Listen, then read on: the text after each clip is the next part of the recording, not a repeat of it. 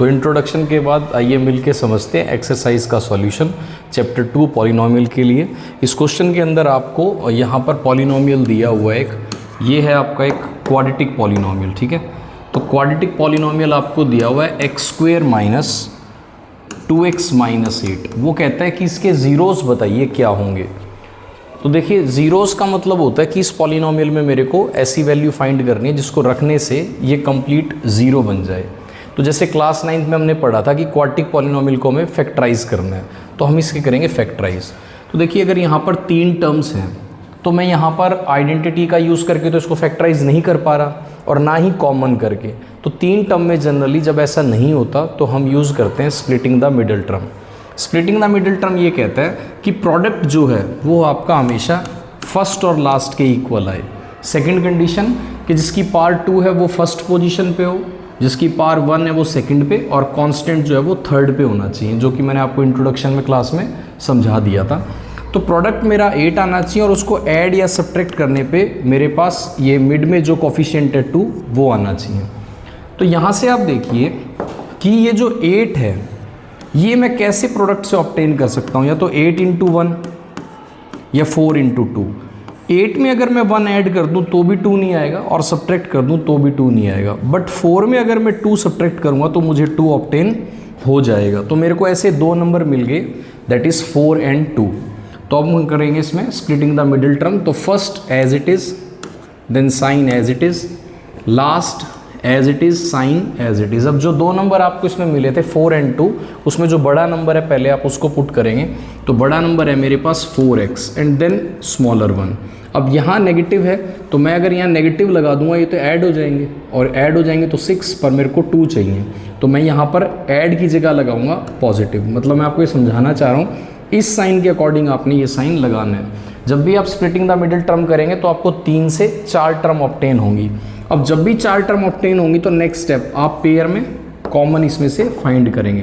तो यहाँ कॉमन आ रहा है x, तो यहाँ बचा x - 4, यहाँ कॉमन आया 2, तो यहाँ बचा x - 4। अब इसमें से फिर आप देखिए कॉमन क्या आ रहा है, x - 4, एंड यहाँ बचा आपके पास x + 2। यानी कि ये जो मेरे पास क्वाड्रेटिक पॉलिनोमियल है वो इन दोनों का प्रोडक्ट है। तो either this one equals to 0 और दिस वन इक्वल्स टू 0। तो यहाँ से x आ जाएगा 4 और यहाँ से x आ जाएगा -2, और यही कहलाएंगे इसके ज़ीरोज़ ऑफ द पॉलिनोमियल। अब जब आप ज़ीरोज़ ऑफ पॉलिनोमियल फाइंड कर लेते हैं तो हम इसको वेरीफाई भी कर सकते हैं कि हमारा जो ज़ीरोज़ है वो सही है या गलत। तो वो हम कैसे करते हैं देखिए। तो इसको करने का तरीका होता है सम ऑफ ज़ीरोज़। तो आप निकालेंगे sum of zeros and then product of zeros. यानी कि अब मैं यहाँ पर इन ज़ीरोज़ का सम और प्रोडक्ट निकालूंगा, और अगर सम नेगेटिव b/a के इक्वल आ गया और प्रोडक्ट c/a के इक्वल आ गया तो ये मेरे जो ज़ीरोज़ हैं वो बिल्कुल वेरीफाइड हो जाएंगे। तो इन दोनों ज़ीरोज़ को पहले मैं सम करता हूँ। तो 4 + -2 दैट इज़ 4 - 2 दैट इज़ 2। तो इन दोनों ज़ीरोज़ का जो सम आया वो आया 2, और ये किसके इक्वल आना चाहिए, नेगेटिव b/a के। अब a b c कैसे हैं, जैसे मैंने इंट्रोडक्शन में बताया था कि जो x² का कोफिशिएंट होता है that is a with sign. तो यहाँ पर a आपका क्या है 1, x का coefficient with sign b that is -2, and without x that is c with sign that is -a। तो b मेरे पास यहाँ पर क्या है -2, और पहले से यहाँ नेगेटिव है तो -2, और a मेरे पास यहाँ क्या है 1। तो यानी कि -b/a इज इक्वल्स टू 2, और मैं इसको अगर ट्रांसपोज करूँगा तो b आ जाएगा मेरे पास यहाँ पर -2। सॉरी, यहाँ पर एक थोड़ा सा एरर है। तो मैं जब इसको यहाँ पर करूँगा सॉल्व तो b मेरे पास है नेगेटिव, तो नेगेटिव मैंने रख दिया, बाहर नेगेटिव है ही, तो नेगेटिव पॉजिटिव। तो यानी कि b/a मेरे पास क्या आया 2, और ये जो सम था वो भी आया 2। तो ये दोनों क्या हो गए, वेरीफाइड। अब मैं करूँगा इसका प्रोडक्ट। तो प्रोडक्ट जब मैं करूँगा दोनों जीरोज़ का तो मेरे पास है -8 and that is equals to c/a। What is c here, that is -8, and what is a, that is 1। तो ये था हमारे पहले क्वेश्चन के अंदर जिसमें हमने ज़ीरोज़ फाइंड करें और उसको वेरीफाई करें। अब देखते हैं इसका नेक्स्ट पार्ट। अब इसका एक और पार्ट देखते हैं जिससे आपको क्लैरिटी हो जाए। 6x² - 3 - 7x। अगेन मेरे को इसको फैक्टराइज करना पड़ेगा और मेरे को इसके ज़ीरोज़ फाइंड करने पड़ेंगे। तो सबसे पहले मेरे पास इसको क्या करना पड़ेगा, या तो इसमें से कॉमन कैरी करना पड़ेगा या इसमें देखना पड़ेगा कोई आइडेंटिटी लग रही है। अगर ऐसा नहीं है तो फिर splitting the middle term. Splitting the middle term के लिए ऑर्डर पहले हम देखेंगे। तो ऑर्डर ये कहता है कि जिसकी पावर 2 है वो फर्स्ट पोजीशन पे, देन 1 पावर एंड लास्ट में नंबर। अब मेरे को ये फाइंड करना है कि फर्स्ट एंड थर्ड यानी कि 6 × 3 प्रोडक्ट मेरे पास 18 आना चाहिए और उसको ऐड या सब्ट्रैक्ट करूं तो 7 आना चाहिए। तो मुझे अब ऐसे नंबर फाइंड करने जिनका प्रोडक्ट 18 है। तो 18 कैसे आ सकता है, या तो 18 × 1 करके या 9 × 2। तो 18 में अगर मैं 1 ऐड कर दूंगा तो भी मुझे 7 नहीं मिलेगा और सब्ट्रैक्ट कर दूंगा तो भी 7 नहीं मिलेगा। लेकिन 9 में अगर मैं 2 सब्ट्रैक्ट करता हूँ तो मेरे को 7 मिल जाएगा। तो फिर मुझे जब नंबर मिल जाएंगे तो first as it is, sign as it is, last as it is, sign as it is. जो नंबर मुझे मिले उसमें से जो बड़ा नंबर है पहले मैं उसको लिखूँगा, देन स्मॉलर। अब इसके अकॉर्डिंग मैंने इसमें साइन पुट करना है। तो यहाँ नेगेटिव है, अगर नेगेटिव लगा दिया तो ये 11 हो जाएगा। तो मैं यहाँ लगाऊंगा पॉजिटिव, तो ये हो जाएगा 7 plus minus minus 9 - 2 that is 7। अब मैं इसमें से कैरी आउट करता हूँ 3x, तो यहाँ बचेगा 2x - 3, यहाँ पर 1 कैरी आउट करूँगा 2x - 3। अब अगेन आप देखिए इनमें से जो मेरे पास एक फैक्टर है वो कॉमन आ रहा है। तो 2x - 1 को मैंने कैरी करा तो यहाँ बचा 3x + 1। अब आइदर दिस इक्वल्स टू 0 और that one is equals to 0। तो 2x - 3 इज इक्वल टू 0, तो x यहाँ से क्या आ गया 3/2। और अगर 3x + 1 इज इक्वल टू 0 तो x आ गया -1/3। तो मेरे पास इसके दो जीरोज आ गए, 3/2 और -1/3। अब मैं इसको करता हूँ वेरीफाई। तो वेरीफाई करने के लिए मुझे इसका सम फाइंड करना है। तो सम ऑफ जीरोज इज 3/2 प्लस -1/3। तो 3/2 - 1/3, अगर मैं इसका एलसीएम कैरी आउट करूँ 6, 9 और इसको करूँ 2 तो दैट इज़ 7/6। वो किसके इक्वल आना चाहिए, -b/a के। अगेन x² का कॉफिशिएंट विद साइन a होगा, x का कॉफिशिएंट विद साइन b होगा और कांस्टेंट क्या होगा विद साइन c। तो b है -7, तो इक्वल्स टू -7।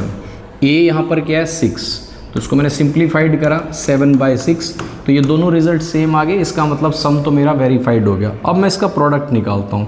तो product of 0 3/2 into -1/3 that is c/a। तो ये हो जाएगा आपका कैंसिल आउट, तो -1/2। Now what is c, that is -3 and what is a, that is 6, -1/2। यानी कि मेरा जो सम था जीरोस का वो भी -b/a के इक्वल आया और प्रोडक्ट मेरा c/a के इक्वल आया। इसका मतलब जो जीरोस मैंने फाइंड करें वो बिल्कुल सही आए हैं। और इसमें एक क्वेश्चन कई बार वो पूछ लेता है कि बताइए अगर इसकी पावर 2 है यानी कि क्वाड्रेटिक है तो इसमें जीरोस कितने आएंगे। तो इसका आंसर आएगा एटमोस्ट 2 जीरोस, मतलब ज़्यादा से ज़्यादा 2 ही जीरोस हो सकते हैं। इसके हम दो पार्ट और देख लेते हैं। एक यहाँ पर लिखा हुआ है 4u² + 8u और सेकंड पार्ट मेरे को लिखा हुआ है t² - 15। तो देखिए अगेन मेरे को इसको जीरोस निकालने हैं तो मुझे इसको फैक्टराइज करना पड़ेगा। तो फैक्टराइज का बेसिक फिनोमिना क्या है, कॉमन। तो यहाँ मुझे जनरली पहले ही कॉमन कैरी आउट दिख रहा है, तो मैंने इसमें से कॉमन कैरी आउट करा, तो यानी कि ये इन दोनों का प्रोडक्ट है। और जीरोस के लिए मुझे यही करना होता है कि इसको फैक्टराइज करना होता है, जैसे 9th क्लास में करा। तो फैक्टराइज करने के बाद जो फैक्टर्स मुझे मिलेंगे इसको मुझे 0 के इक्वल रखना है। तो यहाँ से मुझे पहला फैक्टर मिल जाएगा, पहला 0 मिल जाएगा और इसको जब 0 के इक्वल रखूँगा तो मुझे यहाँ से सेकंड 0 मिल जाएगा। तो मुझे दोनों जीरोज़ मिल गए। अब मैं करता हूँ इसको वेरीफाई। तो वेरीफाई करने के लिए मुझे पता है सम ऑफ 0 किसके इक्वल होता है, that is -b/a। What is sum, 0 + -2। What is b, तो अगेन x² का कॉफिशिएंट a, x का कॉफिशिएंट b, यहाँ पर x की जगह u है और विदाउट u c, तो यहाँ पर c है ही नहीं, तो दैट मीन्स c इज़ 0। ठीक है, यानी कि जो वेरिएबल है उसकी पावर 2 है उसका कॉफिशिएंट a, जो वेरिएबल है उसकी पावर 1 है उसका कॉफिशिएंट b और विदाउट वेरिएबल का c अगर वो है ही नहीं तो यहाँ पर 0। तो यह है -2, b -8 and what is a, that is 4, तो -2। तो ये हो गया वेरीफाइड। उसके बाद मैं इनका प्रोडक्ट करूँगा जीरोस का। तो 0 into something it is 0, that is c/a। what is c here, that is already 0, a is 4, तो ये आ गया 0। तो ये मेरे पास क्या हो गया, वेरीफाइड। अब मैं इसकी एक और टाइप आपको एक्सप्लेन करता हूँ इसी में। तो नेक्स्ट टाइप आपको बोर्ड पर दिख रही है। इस टाइप के अंदर क्या दिया हुआ है, इसमें भी अगेन आपको दो ही टर्म्स दी हुई है, दैट इज़ t² - 15। ठीक है, तो यहाँ पर कॉमन कैरी आउट हो नहीं रहा। अगर मुझे आइडेंटिटी या स्प्लिटिंग द मिडिल टर्म करना है तो एटलीस्ट 3 टर्म चाहिए। तो फिर मैं इसमें क्लास 9 की आइडेंटिटी बनाने की कोशिश करूँगा। क्या मैं इसे ऐसे लिख सकता हूँ t² और अंडर द रूट 15²? आप कहेंगे बिल्कुल। तो ये किस फॉर्म में आ गया? That is a² minus b² and this is equal to which product? a plus b and a minus b. तो मैं इनको अगर ऐड करूँ t plus root 15 and then t minus root 15, अब इस दो फैक्टर्स का प्रोडक्ट आ गया। तो आइदर दिस इक्वल्स टू 0 और दिस वन इक्वल्स टू 0। तो यहाँ से t मेरे पास ऑब्टेन हुआ रूट 15 और t यहाँ से ऑब्टेन हुआ रूट 15, सॉरी यहाँ पर ही हो जाएगा नेगेटिव रूट 15। अब मुझे इसको वेरीफाई करना है, तो अगेन मैं इनका सम निकालूंगा। तो negative root 15 plus root 15 same है, रिवर्स साइन है, तो हमेशा रिजल्ट आएगा 0। That is equal to negative b by a. What is b? अब t का स्क्वायर है तो इसका कॉफिशिएंट होगा a। t यहाँ पर है ही नहीं तो दैट मीन्स b यहाँ पर है ही नहीं तो 0 and without alphabet that is c। तो a यहाँ पर 1 है, b यहाँ पर है ही नहीं, c हुआ -5। तो b मेरे पास है ही नहीं तो यहाँ पर मैं जब वैल्यू पुट करूँगा 0 और a मेरे पास क्या है 1, 0 बाई 1 इज इक्वल टू 0। तो सम इनका हो गया वेरीफाइड। अब प्रोडक्ट की बारी है। अगर मैं रूट 15 को नेगेटिव रूट 15 से मल्टीप्लाई करता हूँ तो आपको पता ही ये आ जाएगा रूट 15 का होल स्क्वायर, सॉरी ये आ जाएगा रूट 15 का होल स्क्वायर और नेगेटिव बाहर, तो कैंसिल आउट इफेक्ट होता है -15। तो that is equal to c by what is c? That is -15 and what is a? That is 1। तो यहाँ से ये हो गया आपका वेरीफाइड। यानी कि इस क्वेश्चन में हमने ये समझा कि हम जीरोस कैसे फाइंड करते हैं क्वाड्रेटिक पॉलिनोमियल को और उनको वेरीफाई कैसे करते हैं। तो वेरीफाई करने का तरीका बड़ा इजी है। सम ऑफ जीरोस हमेशा नेगेटिव b बाई ए के बराबर आना चाहिए और प्रोडक्ट हमेशा c बाई ए के बराबर आना चाहिए। अब हम इसमें इसके सेकंड क्वेश्चन को समझेंगे जिसमें हमें जीरोस का सम और प्रोडक्ट पहले दिया होगा, हमें फाइंड करना होगा कि वो किस क्वाड्रेटिक पॉलिनोमियल से आए हैं। तो मिलके समझेंगे सेकंड क्वेश्चन। इस क्वेश्चन के अंदर उसने आपको पहले से बताया हुआ है कि ये आपको सम ऑफ जीरोस दिया हुआ है, सम ऑफ जीरोस दिया हुआ है और ये आपको दिया हुआ है प्रोडक्ट ऑफ जीरोस। तो इनसे मुझे फाइंड ये करना है कि ये बताइए कि ये किस पॉलिनोमियल के जीरोस है। तो याद रखिए जो तरीका मैं आपको समझा रहा हूँ जिससे कि आप डायरेक्ट पॉलिनोमियल बता सकते हैं, उसके लिए आपको जीरोस का सम और प्रोडक्ट पता होना चाहिए। अगर आपको सिर्फ उसमें जीरोस दिए हैं तो पहले आप उसका सम निकालेंगे और फिर प्रोडक्ट और फिर वो मेथड लगाएंगे जो मैं समझा रहा हूँ। तो यहाँ पर सिंपल है, आप लिख सकते हैं जो पॉलिनोमियल हमें ऑब्टेन होगा that is in form of x² minus sum into x plus product. इसका जो ब्रीफ मेथड है वो मैंने आपको क्लास में बताया हुआ है। ये मेथड मैं आपको बता रहा हूँ यहाँ पर ताकि आप जब ये MCQ का क्वेश्चन आए तब आप इसको इम्प्लीमेंट कर पाएँ। हालांकि आप सब्जेक्टिव में भी इसको कर सकते हैं। तो x² माइनस सम कितना दिया हुआ है 1/4 into x and product is -1। यानी कि आपने सिंपली सम को यहाँ प्लेस करना है और प्रोडक्ट को यहाँ, कोई साइन आपने चेंज नहीं करना, वेरिएबल को चेंज नहीं करना। बट इससे पहले थोड़ा स्टेटमेंट में आपको लिखना पड़ेगा। अगर तो यहाँ पर आ जाएगा x² 1/4x एंड -1। हालांकि ये आपका पॉलिनोमियल बन गया। इसको और रिफाइन करना हो तो 4 को आप डिनोमिनेटर से हटाना चाहें तो इसको थ्रू आउट 4 से मल्टीप्लाई कर देंगे तो 4x² माइनस x माइनस 4। तो ये आपका रिक्वायर्ड पॉलिनोमियल है जिसके जीरोस का सम 1/4 है और प्रोडक्ट कितना है -1। आइए चलिए एक और पार्ट हम समझते हैं जिससे कि आपको और ज़्यादा क्लैरिटी हो जाए। इसमें अगेन ये आपको क्या दिया हुआ है सम और ये क्या दिया हुआ है प्रोडक्ट। मैंने कहा कि इस मेथड को लगाने के लिए आपको सम और प्रोडक्ट पता होना चाहिए। तो x² सम आपको कितना दिया है that is √2 and what is product that is 1/3। तो सिंपली आपको यहाँ से ये पॉलिनोमियल जो है ऑब्टेन हो गया। अगेन अगर आप डिनोमिनेटर से 3 हटाना चाहें तो आप लिखेंगे मल्टीप्लाइड बाय 3। तो 3x² माइनस 3√2x प्लस 1। तो ये आपका रिक्वायर्ड पॉलिनोमियल आ जाएगा। ठीक है, एक और समझते हैं जिससे कि आपको इसका और कॉन्सेप्ट क्लियर हो जाए।